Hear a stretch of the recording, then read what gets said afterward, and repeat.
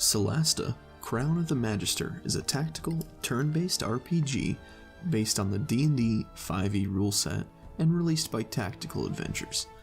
The game was released fully on Steam on May 27th of 2021. Through its time in early access and in the beginning stages of its launch, Solasta received mixed reviews, mostly due to the bugs that kept people from really experiencing the game. As of today, the game is well received and boasts a mostly positive score on Steam, as well as a 7.5 user score on Metacritic. I played through Solasta's main campaign for roughly 50 hours, experienced the highs and the lows, and will tell you all about them in this edition of Stripped. Music and sound. Solasta starts high with music and sound. The music score is excellent in this game. All the pieces fit with the fantasy adventure. In cities and safe places, the music is calm and almost joyful. In combat, the music turns suspenseful and fast, urging the battle onward. When out exploring, but not in combat, the music turns inquisitive, almost goading the player further. I never once had something bad to say about the music. TA nailed it here. Sounds, for the most part, are excellent as well. The sounds for weapons fit each one. Great weapons feel weighty, arrows and bows sound quick and stabby, swords sound like they're slicing, spell effects are executed correctly, fire spells sound like fire, magic missile sounds mystical, and cone of cold sounds like a blizzard. The realization of all these classic Dungeons & Dragons spells is done correctly, and a great part of that is strong sound. Unfortunately, there is a con when it comes to sound. Occasionally the game will bug out and your attacks that successfully hit will play the miss sound. On screen you will see your dice rolls as a hit, and the sound will play as if you missed. It's not a huge bug and it usually goes away after that encounter is finished, but it can be frustrating. Overall, the music and sound are a strong positive for Solasta. Graphics and visuals. There isn't anything to sing home about in Solasta visually. The game isn't stunning, and there isn't anything that will make your jaw drop. The game was made by a small studio, and we have to temper our expectations. For the team that made it, the game looks pretty good. It's certainly acceptable. The best parts of the game visually are the terrain and the spell effects. The spell effects are exactly what you want to see for D&D visually represented. From summoning elementals to creating a wall of fire, to the basic magic missile, I was pleased with every spell effect in the game. When you finally get your wizard to 3rd level and see a fireball go off, it feels real damn good. The terrain and scenery look good, and the devs had a strong showing of creating interesting landscapes. Dark castle of undead to a volcano infested with orcs, the scenery looks good and matches the vibe they were going for. The worst visuals are character models in cutscene. While walking around the overworld, it's not a problem.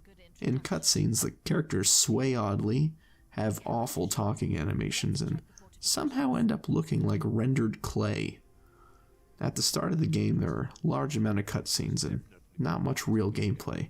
This can be a large turnoff, but I urge you to push past the beginning.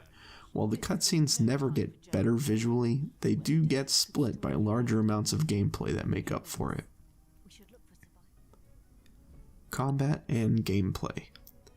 Combat in Solasta is the real selling point.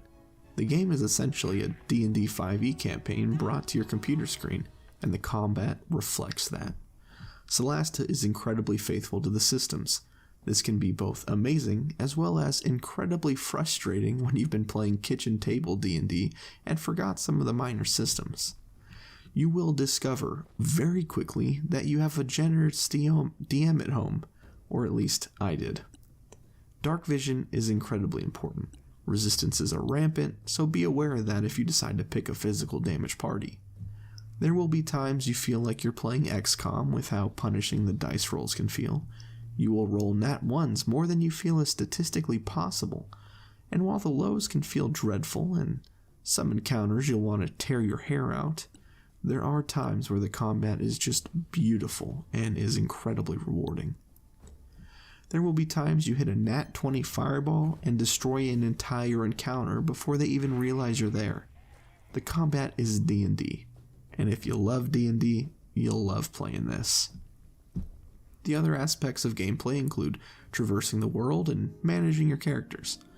The world gets more interesting the more you play. Initially, the first city and dungeon you arrive in is quite boring, but it ramps up quickly, and I found it to be a lot more immersive. The travel system can be a bit of a chore in itself, though. The process is fairly slow to get from one place to another, and even while going slow is the safe option for traveling, you're almost guaranteed to get into an encounter. Maneuvering the world, you will find puzzles, hidden chests, and other little knickknacks. There wasn't a puzzle I found that I felt was too hard and had to look up. The game is very straightforward and doesn't require a whole lot of thinking. Story. Without spoiling it, the story starts off boring, gets interesting in the middle, and then falls flat at the end. You aren't going to be playing Solasta for an engaging narrative because there really isn't one. I've seen mixed reviews on the story from other sources, and some like it, some don't, and I'm in the don't category. But like I said before, you aren't playing this game for the story. Dialogue. Kiflin. Road isn't far. I suppose we'll meet again in Caer Kiflin. Are you good to return by yourselves? Aye. Of course. Dialogue in Solasta is atrocious. I'm not sure if it's terrible writing, editing, or voice acting, but each time my characters come on screen to voice their opinions or engage with NPCs, I cringe a little. Sometimes the dialogue is just so bad I start laughing. Like the story, you aren't playing Solasta for the dialogue. Summary. Overall, Solasta is a fun game. I enjoyed most of my experience with it. While the story leaves something to be wanting, and the character dialogue is awful, the gameplay and combat more than makes up for it. This is a small studio that released a very ambitious project, and I applaud them. Because while not everything is good, they managed to make one of the most important parts great. I applaud Tactical Adventures, and look forward to their next release.